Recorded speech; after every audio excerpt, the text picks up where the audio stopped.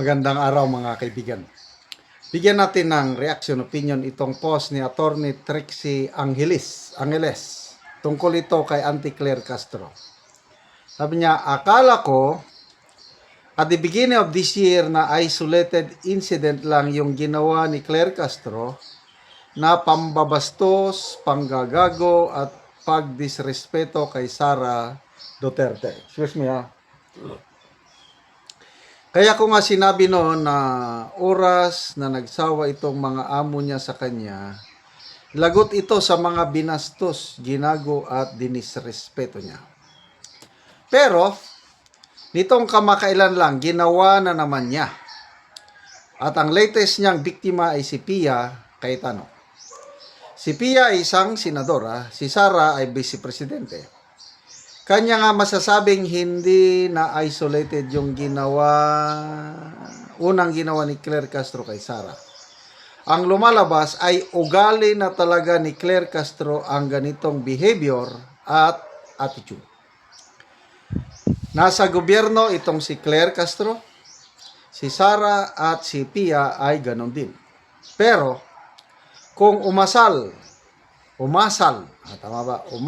itong si Claire Castro, makikitang malalang sakit na meron nito na para bang rabid na aso. Ano ba yung rabid na aso? Yung parang nauulol na, rabid. At di lang sa iba pang kasapi ng gobyerno ng bansang ito, delikado itong si Claire Castro. Ang mas malala dito ay lahat ng tao sa bansang ito ay magiging biktima din ng taong ito hanggang nasa posisyon itong si Claire Castro. Walang sinasanto ang rabid na aso. Naintindihan ko, rabid na aso, yung ulol na good. Delikadong makagat ka, rabid na aso. Saan ba yun? Walang sinasanto ang rabid na aso. Kahit ang may-ari niyan, yung nagpapakain at dumadamit sa kanya, asahan mong kakagatin yan pagdating ng araw. Hindi dala ng posisyon niya itong inaasal ni Claire Castro. Yung ugali niyang yan ay sadyang katangian na talaga ng pagkatao niya. Kaya mas mainam na yata na ngayon pa lang umiwas-iwas na tayong maging biktima pa nitong si Claire Castro. At imbes na idaan pa natin ito sa kasong conduct and becoming of a public officer in subordination, gross misconduct, grave abuse of authority, at pati na rin ang disbarment, mas maigi pa na mag-resign ka na lang, Claire Castro. Kasi malala talaga ang aabutin mo sa nakikinita-kita ko. Claire Castro, resign!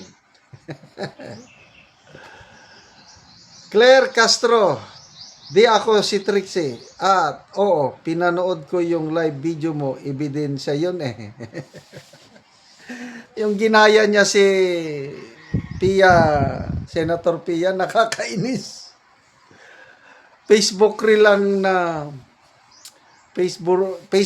lang ang napanood ko ron. Kailang na tumaas ang blood pressure ko. Sabi ko, ano ba ito? Akala ko nung una AI eh. Yung panggagaya niya kay Senator Pia, akala ko AI. Kailang literon, totoo pala. Ginanon niya, kinotya niya. Kaya galit na galit tong si Attorney Guanzon. Sabi niya nung una, Auntie Claire, magsampalan tayo. Later on, ayaw ko, awag ng sampalan, suntukan na lang. Galit na galit. But anyway, talaga yung pagkatao, una kong nakita yung ganong ugali niya, nung inaway niya kaagad si Professor Malotikia, yung nasa isang live discussion, News 5 bata. Grabing pag-react niya kay kay Professor Malotikia. Nagkasagutan talaga sila. hanggang tinawag na siya ni Professor Malutikia na my BFF. But anyway, ako, parang lesson learned ko ito na yung kapangyarihan. Siya kasi ngayon nasa kapangyarihan eh. In fairness, malakas siya sa palasyo. Bilib na bilib sa kanyang mga amo. Kaya nagagawa niya yan dahil, sige, Claire, siguro, inin ka, you're doing good. Claire, continue, birahi sila. Yes, ma'am. Yes, sir. Birahi ko. Yan. Kaya, Kaya lang, after 2028, what will happen to her? Ganon yun. Kami, lesson learned na namin yan eh. Kaya nung nasa serbisyo ako is, hindi porke general na ako eh, lahat. Pwede kong gawin, hindi. Niisip ko pa rin yung subordinates ko, nandun pa rin yung paggalang. Kaya nung nag-retire ako, ayun.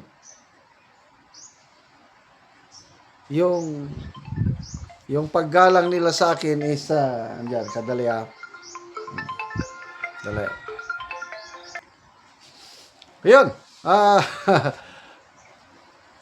Power corrupts, di ba sabi? Kala mo, forever ka na dyan. Tignan natin. Kaya, may mga kasamahan kami na nung nasa posisyon, nung active pa, medyo astig. Kaya lang, nung nag-retire na sila, hindi sila pinapansin ng mga sundalo. At least ako, ngayon, kahit saan ako magpunta, nakikita nila ko, ang mga active, nandun pa rin. Kasi kung ano ang itinanim mo, aanihin mo. So, nagtanim ako ng respeto, pakikipagkapwa-tao sa mga sundalo ko noon. Kaya ngayon, sa awa ng Diyos, yung pagtingin nila sa akin is nandun pa rin. Kaya, good luck, Auntie Claire Castro.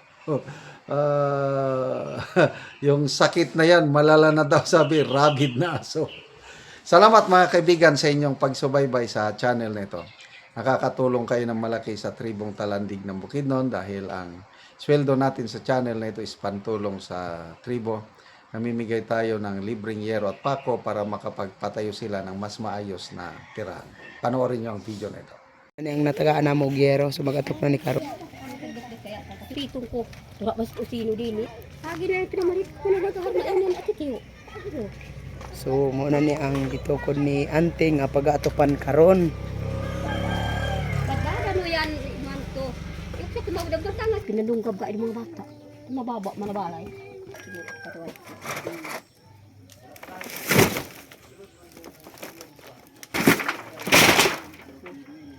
Ang gipangaw sa... Ano ko ito ah? So dugay na gid ni ang balay ni Ante nga gitukod kay ang silupin nga yang giatop na nga gisi na gyud.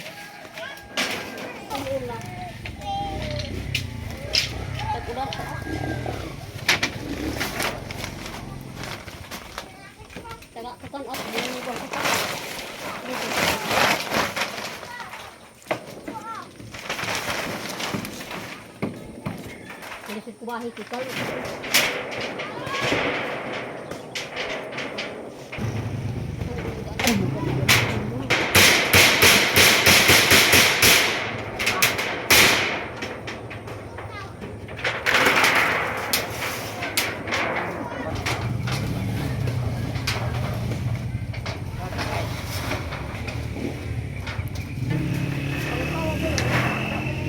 Hoy.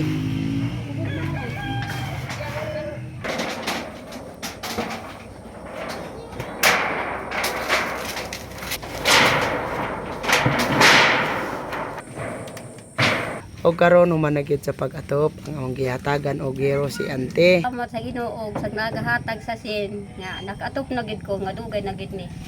Walo na kabulan ni aya na atopin. Ako na yung gimuan. O si ikaw na Ante ani ang nagpatukod sa imong balay, ikaw na ang nagtukod ani. Ako na. O si Ante daw ang nagpatindog sa iyang balay ani. naman gud 8 ka bulan 8 ka bulan sa imong patindog sa imong balay ante bago pa karon na atupan ni. Bago pa. Pud mangod sa kalisod. Busa wala ayap pa nila atop kapangayo na mo sa Salamat kayo ante. salamat.